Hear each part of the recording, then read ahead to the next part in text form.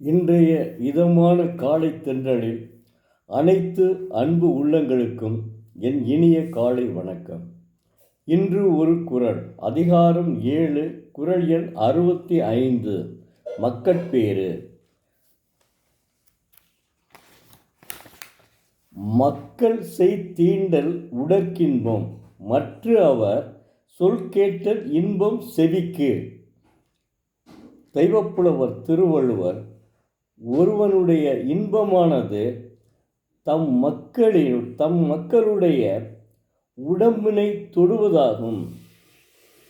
அவர்களுடைய சொற்களை கேட்டு செவிக்கு இன்பமாகும் என்கிறார். ஏற்கனவே குழலிது யாழினது என்பர் தம்மக்கள் வரடச்சொல் கேளாதான்னு சொல்லிட்டாரு. இப்போ இப்படியும் சொல்கிறார். எவ்வளோ அருமையாக இருக்கு பாருங்க. அவர் அதாவது குழந்தை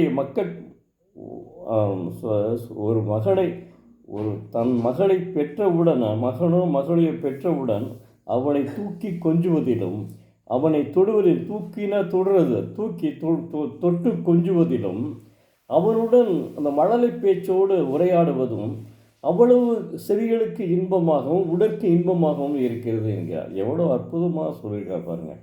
அதைத்தாங்க புரியணும். தெய்வப்புலவரினுடைய திருவள்ளுவரினுடைய அம்சமே அதுதான். ஒரு குடும்பத்தில் கணவனுக்கோ மனைவிக்கோ தங்களுக்கு திருமணமானவுடன் தாங்கள் அன்புடனும் அறத்துடனும் வாழ வேண்டும். அப்படி அன்பும் அறமும் வாழும்போது அவர்கள் எதிர்பார்ப்பது நமக்கு குழந்தை செல்வம் அப்படின்னு தான், மக்கட்பேறு தான் எதிர்பார்க்க. அதுதான் கரெக்டாக வரிசையாகவே அவர் சொல்லிட்டு வராரு. மக்கட்பேரை எதிர்பார்க்கிறது. அப்படி மக்கள் தன் குழந்தை பிறந்தவுடன் அவர்களுக்கு தாங்க முடியாத இனிமைங்க. எவ்வளவு அவர்கள் அந்த தாய் தன் பெற்ற பொழுது எவ்வளவு பெரிய கஷ்டப்படுவாங்க, வழி பொறுக்கும். அப்படி இருந்து கூட தனக்கு மகனோ மகளோ பிறந்து விட்ட போது அவர்களுக்கு அடங்க முடியாத மகிழ்ச்சி, அடங்க முடியாத மகிழ்ச்சி. அத்தகைய மகிழ்வுடன் இருக்கும்போது அந்த குழந்தையை தன் மக்களை தொடும்போது, குழந்தை தொட்டு, அதாவது தூக்கி தங்களுடைய கரங்களில் வைத்து அவர்களை தொடும்போது உள்ள இன்பம் இருக்கே, அவ்வளவு அற்புதமான இன்பம் சொல்கிறாங்க. அது மட்டும் அல்லாமல் அவங்க கொஞ்சம் கொஞ்சமாக அந்த குழந்தை லைட்டாக அந்த மழலை சொல்லில் பேசும்ல, அந்த மழலை சொல்லோடு அவர்களுடைய சொற்களை கேட்கும்போது காதுகளுக்கு இனிமையாக இருக்கிறது என்கிறார் தெய்வப்புலவர். எப்படிலாம் சொல்கிறார் பாருங்க. மொத்தத்திலே நல்லதொரு குடும்பம் பல்கலைக்கழகம் என்றார் பாரதிதாசன். அப்படி நல்லதொரு குடும்பம் பல்கலைக்கழகம் என்று இருக்க வேண்டுமானால் அதற்கு கணவனும் மனைவியினுடைய முதல்ல அந்த அன்பும் அறமும் அவசியம். அந்த அன்பும் அறமும் தான் அவர்களை பண்பும் பயனுமாக ஆக்குகிறது. அப்படி சிலருக்கு தான் குழந்தை தள்ளி போகிறது, 5 வருஷம் 6 வருஷம்.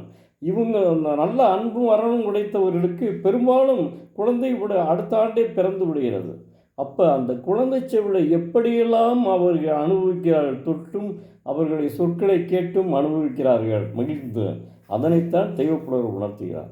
10 குறளில் ஒவ்வொரு குறளையும் ஒவ்வொன்றையும் சொல்கிறார். அடுத்து நாம் இன்றைய புத்தகத்தை பார்ப்போம். இது புத்தக திருவிழா வாங்கிய புத்தகங்க.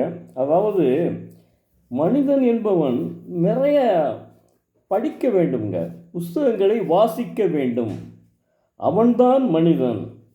அதாவது இப்போ மிருகங்கள் என்ன செய்யுது, வாசிக்குதா? கிடையாது. இல்லை பறவைகள் வாசிக்குதா? கிடையாது. அப்போ மனிதன்தான் வாசிக்கிறான். அவனுக்கு என்ன, ஒரு வயது வரை அவன் உழைப்பான். இப்போ ஒரு 60 வயதுக்கு மேலே வந்தாலே அவன் முதுமையை அடைந்து விட்டான் என்று தான் அர்த்தம். எங்களுக்கு முதல்ல 52 வயசு இருந்துச்சு, இப்போ 60 ஆகிட்டாங்க. நான் பணிபுரிகிறவர்கள் சொல்கிறேன், மற்றவர்கள் இருக்காங்கல்ல. அப்படி அந்த 60 வயது வந்தவுடன், முதுமை வந்தவுடன் அது வரமா சாபமா வரமா என்று சூப்போ அகத்தியலிங்கம் ஒரு புத்தகத்தை எழுதியிருக்காருங்க. அந்த புத்தகத்தையும் படித்து பார்த்தேன், என்னதான் சொல்கிறாருன்னு பார்த்தேன்.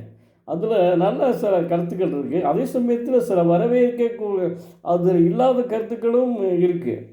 இல்லாத கருத்துக்களையும் சொல்லலாம். ஏன்னா எனக்கு நேரம் கிடைக்காது. இதில் வந்து யூடியூப்பில் உடனே என்ன செய்வாங்கன்னா, நான் பேசிகிட்டு இருக்கையிலே டக்குன்னு இது பண்ணிடுவாங்க. அதனால் சொல்கிறேன். ஒன்று அவருடைய இதை மட்டும் சொல்லிடுறேன். இப்போது முதியோர் குறித்த விதவிதமான செய்திகளை ஒவ்வொரு நாளும் வாசித்து கொண்டே இருக்கிறோம்.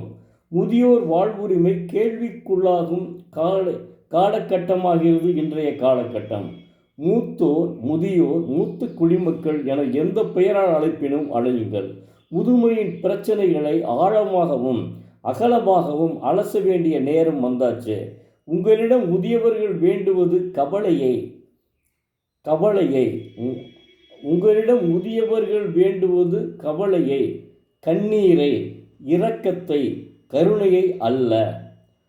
இவ்வளவும் அவங்க விரும்பலை. சமூக அறிவியல் பூர்வமான பார்வையை, முதியோரின் கௌரவமான வாழ்க்கையின் உரிமையை. நான் முதல்ல ஏற்கனவே தற்கொண்டார் தகை சார்ந்த சொற்காத்து சோர்வுளார் பெண் அப்படின்னு சொல்லியிருக்கேன். தற்கொண்டார் தகை சார்ந்த சொற்காத்து சோர்வுளார் பெண் சொல்லியிருக்கேன்ல.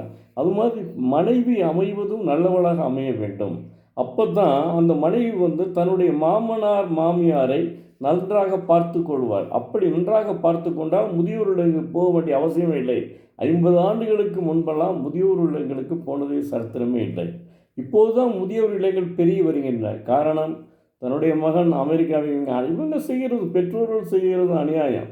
என்னை பொறுத்தவரை கேட்டால் பெற்றோர்கள் ஏன் அமெரிக்காவில் போய் வேலை பார்த்தா தான் வேலையை அவன் பிடிச்சி நம்மளை தள்ளிகிட்டு இருக்கான், அசிங்கப்படுத்துகிறான் நம்மளுடைய தமிழனுடைய வாழ்வை. தமிழன் என்ன செய்ய வேண்டும்? தமிழன் இங்கே இருந்து பிழைக்க முடியாதா? தமிழன் தானேங்க அங்கே போய் அந்த கம்பெனிக்கே பெரிய தலைவராக இருக்கான். அப்படி இருக்கும்போது ஏன் இந்த அமெரிக்காவை நம்ம நம்பி இருக்க வேண்டும்? நாம் ஏன் லண்டனை நம்பி இருக்க வேண்டும்? நாம் நம்ம நாட்டிலே அந்த தொழிலை செய்யலாமே. அதுலேயே அந்த இதை வாங்கிக்கிட்டு நம்ம நல்லா இருக்கலாமே. தகப்பன் தாயோடு கூடி வாழ்ந்தால் கோடி நன்மைங்க. அது அப்படி இருக்க வேண்டுங்க. அதான் முதுமையை பற்றி இவர் எழுதியிருக்காரு. ரொம்ப நல்லா இருக்குது. இவர் கவிதையும் எழுதியிருக்காரு, அதே சமயத்தில் இதுவும் எழுதியிருக்காரு. ரொம்ப நல்லா இருக்குது. வாங்கி படியுங்கள் தயவுசெய்து. முதுமை சாபமா வரமா, இதை வாங்கி படியுங்கள்.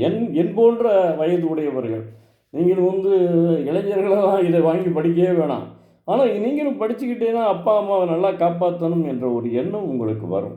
நன்றி, வணக்கம். நாளை மீண்டும் ஒரு குரலை பார்ப்போம்.